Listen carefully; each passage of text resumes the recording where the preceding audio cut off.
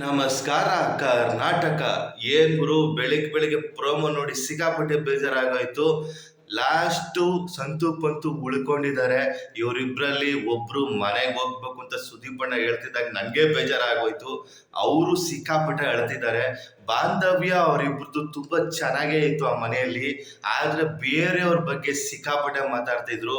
ಅದೊಂದೇ ಅವ್ರು ಮಾಡ್ತಿದ್ದ ತಪ್ಪು. ಅದು ಬಿಟ್ಟು ಅವ್ರ ಬಾಂಧವ್ಯ ಮಾತ್ರ ಸೂಪರ್ ಆಗಿತ್ತು. ಆದ್ರೆ ಇಷ್ಟು ಬೇಗ ಇವರು ಈ ಲೆವೆಲ್ಗೆ ಬರ್ತಾರೆ ಅಂತ ನಾನು ಅನ್ಕೊಂಡಿರ್ಲಿಲ್ಲ. ಆದ್ರೂ ನನ್ಗೆ ಇನ್ನೂ ಆಶ್ಚರ್ಯ, ವರ್ತೂರ್ ಸಂತೋಷ್ ಅವರು ಈ ವಾರ ಮನೆಯಿಂದ ಹೊರಗಡೆ ಹೋಗ್ತಿದಾರಂತೆ. ಅವ್ರಿಗಿರೋ ಫ್ಯಾನ್ಸ್ ಬೇಸ್ಗೆ ಇಷ್ಟು ಬೇಗ ಮನೆಗೆ ಹೋಗ್ತಾರೆ ಅಂತ ನಾವು ಅನ್ಕೊಂಡೇ ಇರ್ಲಿಲ್ಲ. ನಾನಂತೂ ನಿಜವಾಗ್ಲೂ ಅನ್ಕೊಂಡೇ ಇರ್ಲಿಲ್ಲ ಬಿಡುಗರು.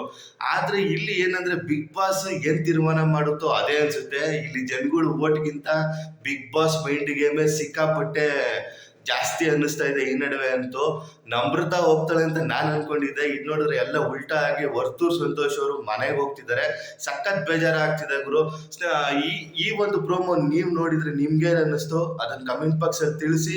ಹಾಗೆ ನನ್ನ ಚಾನೆಲ್ನ ಯಾರ್ಯಾರು ಸಬ್ಸ್ಕ್ರೈಬ್ ಮಾಡಿಲ್ವೋ ಸಬ್ಸ್ಕ್ರೈಬ್ ಮಾಡ್ಕೊಳ್ಳಿ, ಸಪೋರ್ಟ್ ಮಾಡಿ. ನಮಸ್ಕಾರ.